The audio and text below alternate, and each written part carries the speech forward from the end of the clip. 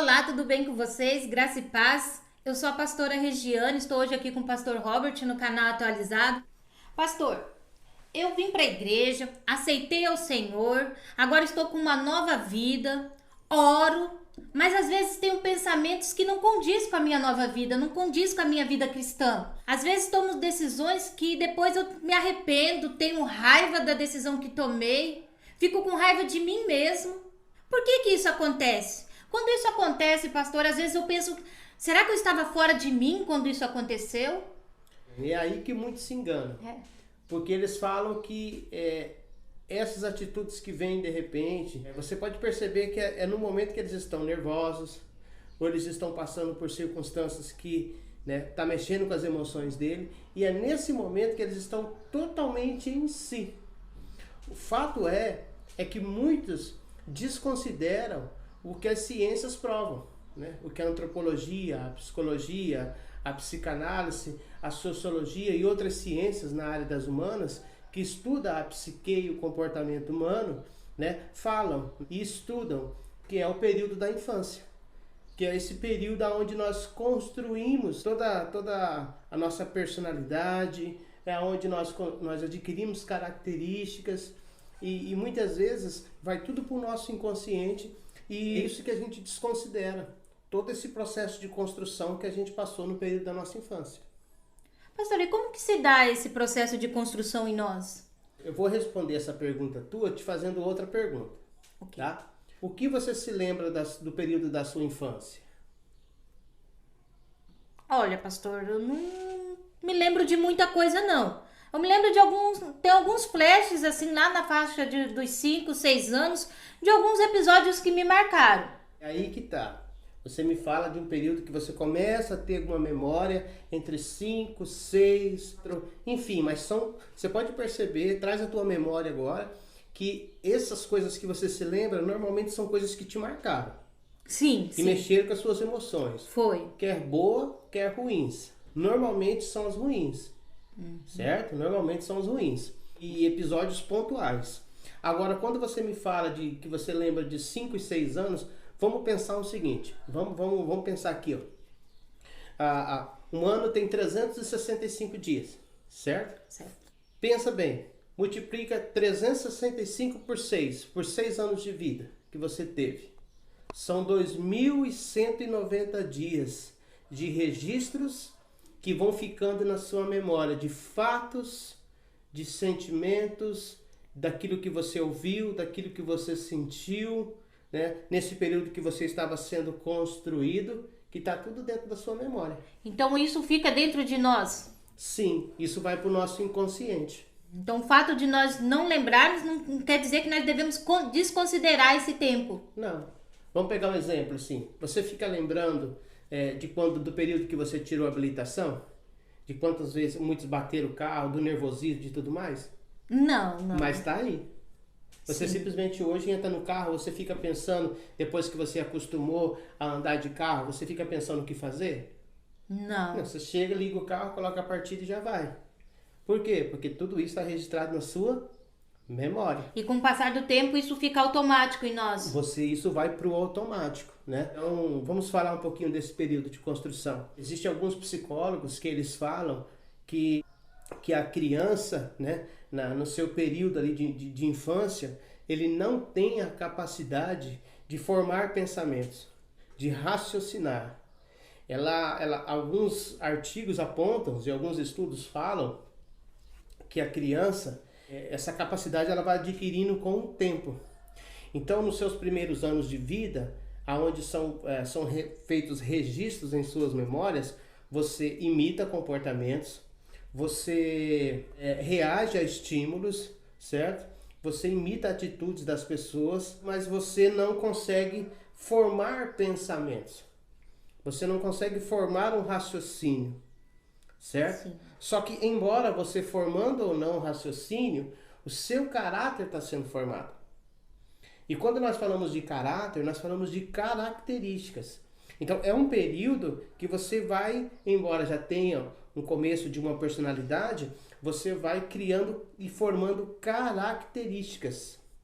É um período que a criança ela está exposta, E muito do que ela vai apresentar no futuro, né, que ela vai reagir no futuro, vem desse período. Então, nesse período, embora ela não tenha autonomia sobre o que ela pensa, sobre o que ela ouve, mas ela ouve, ela sente e ela vê. Então, ela tá Então, exposta. É um período onde as crianças são muito influenciadas pelo ambiente, pelo lugar onde ela vive, pelas pessoas com que elas convivem. Sim, nesse período ela está passando por situações e por circunstâncias que ela não consegue dizer não, ela não tem autonomia para isso. Então, exemplo, você me falou de pensamentos que às vezes, né, você não gostaria de ter, embora tenha se convertido ao Evangelho, né?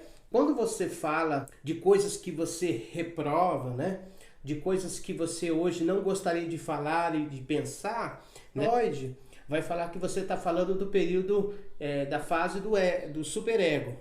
Então o seu superego reprova, você entendeu? Porque o seu superego, ele está falando desse momento agora que envolve cultura, principalmente você agora está num ambiente religioso, então você aprendeu sobre leis e tudo mais, e isso reprova coisas que eu estou falando aqui agora, que está lá no seu inconsciente, que você aprendeu, que você foi submetida, que você foi induzida. Muitas pessoas têm pensamentos na cabeça deles que eles reprovam, que eles foram aliciados no período que eles não tinham autonomia. Não tinha defesa. Não tinha defesa. Então, exemplo, eu posso estar com um pensamento na minha cabeça. É possível isso? Às vezes a gente se definimos pelo aquilo que pensamos. Pensamos que somos aquilo que pensamos. Você disse aqui, né? Às vezes nós nos definimos por aquilo que está na nossa cabeça. E muitas vezes aquilo que está na nossa cabeça não define quem nós somos. Porque nós já se deparou com muitos casos dentro do processo de libertação de pessoas que quando você fez uma análise, você passou pelo aconselhamento, pelo processo de libertação, muitas daquelas atitudes, daqueles comportamentos que eles lutavam, que muitos pretendiam até tirar suas vidas, não vinham deles. A gente detectou e a gente encontrou pensamentos que foram muitas vezes induzidos, certo? Por exemplo, você pega uma criança que foi exposta à imoralidade desde a sua infância. Sim, quando ela chega na fase adulta. Quando ela chega na fase adulta, ela começa a reproduzir isso, né? Ela está aberta para aquilo. Muitas pessoas não têm defesa, embora o seu superego, né, reprova as imagens, os pensamentos, os desejos que são amorais, né? Mas às vezes lá na sua infância, né, foi aberta essa porta aonde entrou essa imoralidade. E muitas vezes foi um tio, foi um primo, foi pessoas próximas, certo? Que foi lá e induziu aquela criança e que formou aquela característica naquela criança. Ela cresce, certo? E ela não sabe lidar com aquilo. Então, pastor, analisando essa parte toda, essa construção toda da nossa infância, será que hoje podemos estar tomando decisões simplesmente no automático, repetindo o comportamento sem pensar? Ainda continuar com a mente de criança, que a criança não pensava, ela só reproduzia. Será que quando nós estamos adultos não estamos fazendo isso? Sim, nós podemos simplesmente estar repetindo comportamentos. Muitas vezes nós podemos estar no automático, reproduzindo coisas que foram construídas em nós e a gente aceitou isso como verdade, como parte da nossa personalidade, ponto final. E não paramos nem para analisar, para fazer uma autoanálise. Será da onde isso veio, né? Às vezes nós não paramos, só simplesmente nos culpamos, nós né? não paramos. Ou queremos resolver isso agora, sem refletir. Sim. Aí as pessoas não param para refletir, para fazer uma análise sobre aquilo que ela está pensando, por que ela pensa, né? E aí então ela entra numa neurose de culpa, porque ela começa a se culpar por aquilo que ela pensa, né? E só que aí ela não tem esse registro do passado dela. Isso foi tudo para o inconsciente e isso vem em formas de pulsões e algo que ele começa a reprimir, a tentar calar. E essas pulsões, né? Quanto mais você tenta calar, pior ela fica. Por isso que aí a pessoa acaba vivendo um ciclo. Porque ele não resolve. Ele não faz uma análise, ele não faz uma... Não é aquilo que nós não chamamos isso de regressão, tá? Não é hipnose. Mas, por exemplo, no aconselhamento a gente faz muitas perguntas em relação ao passado e a gente vai fazendo considerações e muitas vezes a memória da pessoa começa a voltar. Na medida que você vai conversando com ela sobre determinados assuntos, ela vai lembrando de fatos e de coisas que ela não se lembrava. E isso ajuda porque você encontra explicação de muitas coisas que até então você não tinha. E quando você começa a ir buscando, parando para refletir de onde isso veio, às vezes você vai conseguir resolver aquilo que muitas vezes a gente pensava que simplesmente era pensamento nosso, simplesmente eu sou assim e não tem jeito para mim. E quando você vê que muitas vezes você não é isso, que isso foi construído, tem como você construir uma nova história, um novo pensamento, através da maturidade, isso pode resolver muitos nossos problemas, né, pastor? Sim, a gente encontra muitas pessoas com conflitos em suas mentes, pessoas que não sabem como escolher, não sabem o que fazer, pessoas que não sabem lidar com o que estão na cabeça deles, e aí eles se culpam, e aí muitos saem da igreja. O que você aconselharia para nós que estamos passando por esse conflito hoje? Qual seria? Você teria algum exercício? Teria alguma coisa que você pode dizer pontualmente assim que você pode nos ajudar? Sim, o que eu posso dizer, primeira coisa, para ajudar as pessoas que vão assistir esse vídeo, tá? Que eles não são culpados por aquilo que eles pensam, certo? Sim, sim. Eles não são culpados. Porque isso é um fardo muito grande que nós trazemos para nós, sim, né? Porque tem gente que entra em neurose, né? Acaba quase tirando a sua vida, fica ansioso, tentando evitar de pensar coisas, né?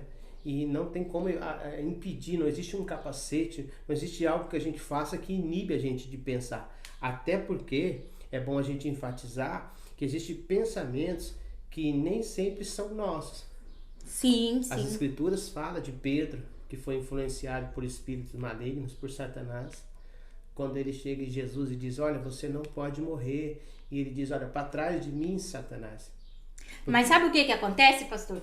Muitas vezes, por nós ser cristão, nós não queremos acreditar que nós podemos ser influenciados por espírito. Sim. A Bíblia dá vários exemplos, né, de espíritos que podem influenciar, induzir as pessoas ao erro, né? Tentar passar para esse ser humano a personalidade que na verdade é de um espírito maligno, que muitas vezes acompanha aquela família e às vezes as pessoas acabam por não saber lidar com isso, desconsiderando, né? Desconsiderando, e aí muitos saem da igreja, outros se esfriam na fé e outros até mesmo chegam a ponto de tirar suas vidas. Muitos casam com a pessoa errada.